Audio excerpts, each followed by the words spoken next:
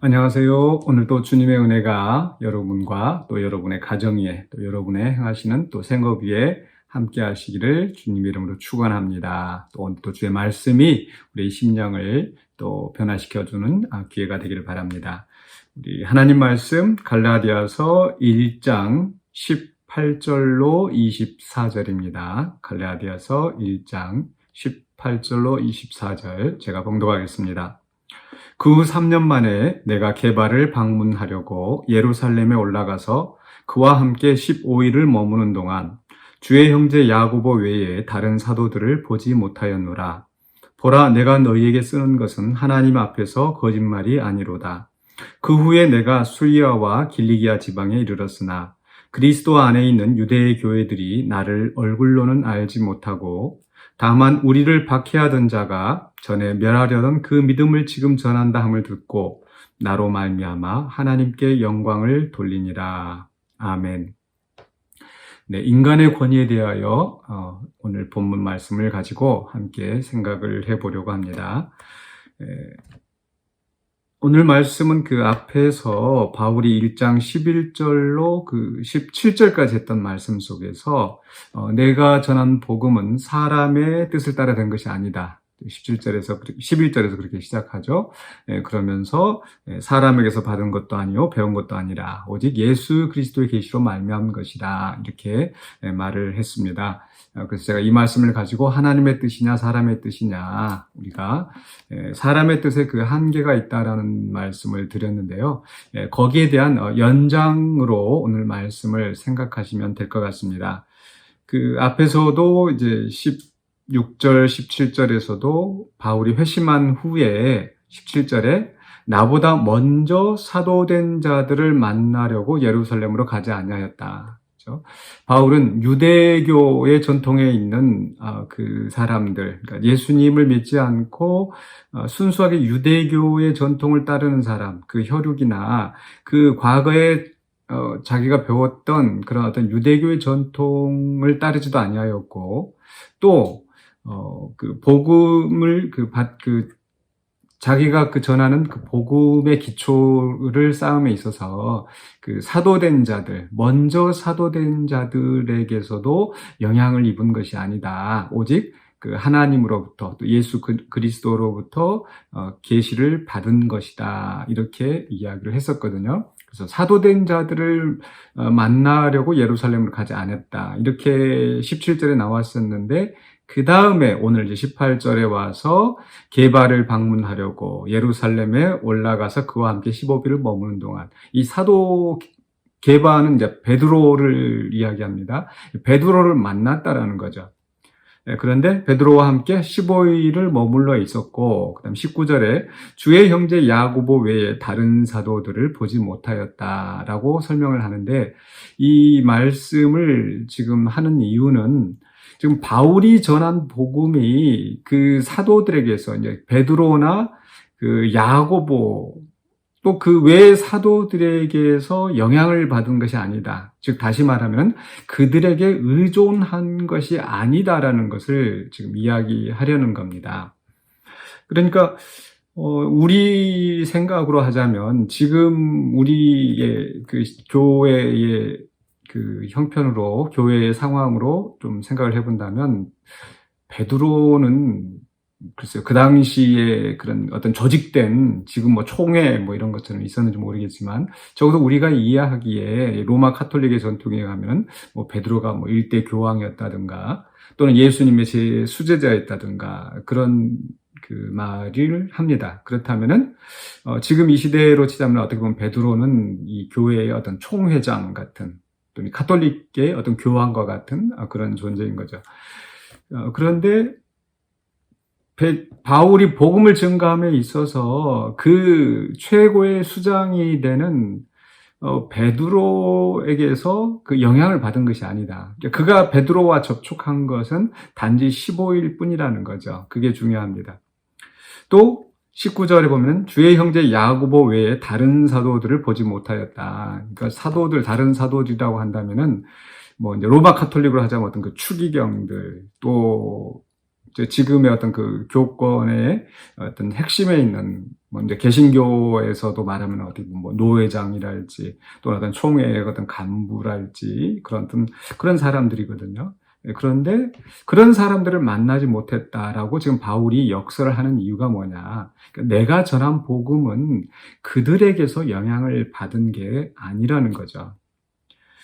왜냐하면 지금 사람들이 이 갈라디아 교회에 다른 복음을 전하는 사람들이 무슨 얘기를 하냐면은 지금 바울도 사실 이 유대교의 전통에 영향을 받았다. 그래서 바울이 그 믿음으로 구원을 얻었다는 이 복음을 전파함에도 불구하고 다른 유대교의 그 전통에 있는 그런 사람들이 와서 바울도 이 예루살렘 교회의 영향을 받았고 또 그 당시에 이 나중에 보면은 바울이 이 베드로를 그 비판하는 내용이 나오거든요. 그 이방인들과의 어떤 식사 자리에서 베드로가 이제 잘못 행동한 것 때문에 바울이 그를 꾸짖었다라는 말이 나옵니다. 그 말인즉슨 이 베드로나 또 다른 사도 또 예루살렘에 있는 사도들도 어떤 그런 유대교의 전통에서 완전히 그 자유롭지는 못했던 것 같아요.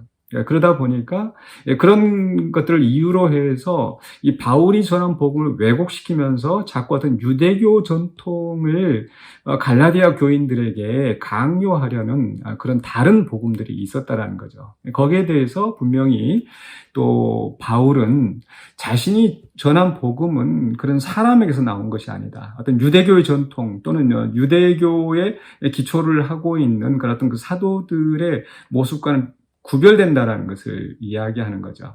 조금 설명이 복잡할 수도 있겠는데요. 중요한 것은 그 인간의 권위, 제가 제목에서 말씀드린 것처럼 그들이 설사 그 사도들이라 할지라도 또 그 복음의 그 진수에 있어서는 바울은 그 인간의 권위에 의존하지 않았다라는 겁니다. 그럼에도 불구하고 바울이 완전히 독자적으로 또 그들을 배척했던 것은 아니에요. 왜냐하면 그도 게바를 방문하려고 예루살렘을 찾아갔거든요. 또 주의 형제 야고보를 만나서 교제를 했었고, 그 말인즉슨 바울도 완전히 그 인간의 권위나 인간을 완전히 배척한 것은 아닙니다.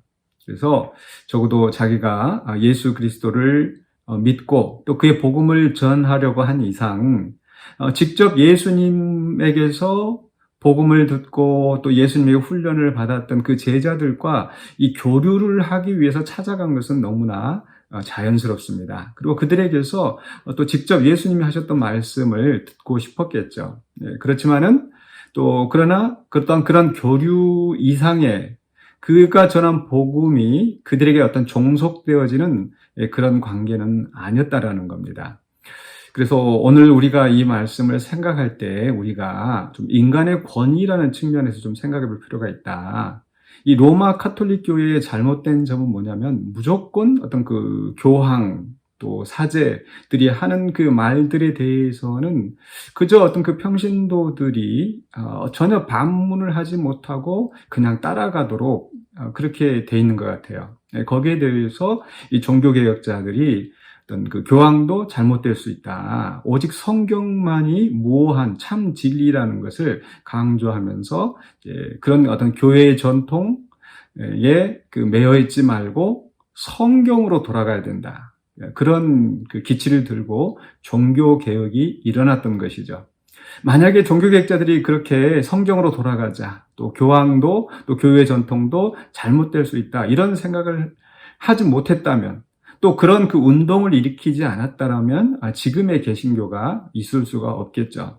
그런데 오늘날에 와서 이 개신교회 안에서 과거의 어떤 그 로마 카톨릭과 같은 어떤 그런 인간의 권위를 절대시하려는 그런 풍조가 있는 것 같습니다.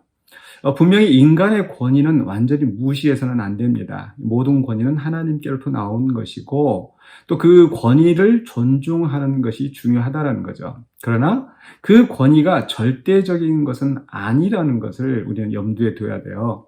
그렇기 때문에 어떤 그런 총회나 노회나 이런 그 인간의 조직 또 인간의 권위에서 나오는 것이 절대적이지 않기 때문에 항상 우리는 겸손하게 하나님의 말씀을 다시 한번 들여다보고 다시 한번 생각하고 또 바른 길로 갈 수 있도록 계속 또 그 어떤 그 개혁을 해야 된다라는 겁니다.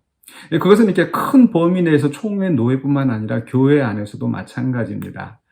분명히 교회 안에서 목사가 있고 장로가 있고 또 그 직분 여러 직분들이 있습니다. 그 직분들을 성경에서도 장로에게 순복하라랄지 또 가르치는 장로, 목사를 존중하라랄지 분명히 이런 권면의 말씀을 하고 있습니다. 네, 그래야 됩니다. 그래야 또 교회의 질서가 유지되어지고 그러나 반대로 또 그것이 절대적인 것은 아니라는 사실. 그래서 성도들이 바르게 또 진실하게 또 이 말씀을 항상 생각하고 하나님의 뜻을 분별하고 그러한 공동체의 또 그 의견들이 또 교회 지도자들에게 전달되어지고 또 교회 지도자들은 자신이 어떤 그 위치에 있는 것이 어떤 절대적인 권위를 가지고 있는 것이 아니라는 것을 또 인식을 하면서 또 겸손하게 또 여전히 하나님의 뜻을 찾으려고 노력을 해야 된다는 거죠. 그러할 때에 우리가 하나님의 마음에 맞는 교회로 또 성도로 계속 성장할 수 있다라는 것. 세상 말로도 절대 권력은 부패한다 그런 말이 있지 않습니까? 이 교회 안에서 인간의 권력이 절대적이어서는 안 됩니다. 오직 하나님의 말씀만이 또 하나님만이 절대적인 권위의 말씀이라는 것을 생각하고 우리가 그 하나님의 권위 안에 순복하고 또 그 안에 세워진 인간의 권위가 하나님의 뜻에 합당하도록 계속해서 노력해가는 우리가 되어야 되겠습니다. 그래서 오늘 또 우리가 또 이 말씀은 또 교회 안에서만 또 적용하는 것이 아니라 우리가 생활 속에서 다른 사람들을 많이 만나게 됩니다. 또 다른 사람들 어떤 그 권위자를 대하게 되는데 그 권위자들에 대해서 그저 반항적으로 이렇게 할 수도 없는 거고요. 그래서는 또 안 되고 마치 바울이 게바를 방문하려고 갔던 그 마음처럼 또 우리 인간의 권위를 또 존중하고 다른 사람들과 원만한 관계를 맺어가고 교류하고 또 그러면서도 또 우리 최고의 그 권위, 하나님의 권위에 순종하려고 하는 그 노력을 계속해서 해 나가야 된다는 것. 그렇게 해서 우리가 하나님의 마음에 맞는 길을 찾아가는 우리 모두가 되어야 될 줄로 믿습니다. 기도하겠습니다. 사랑해 주 하나님 감사합니다.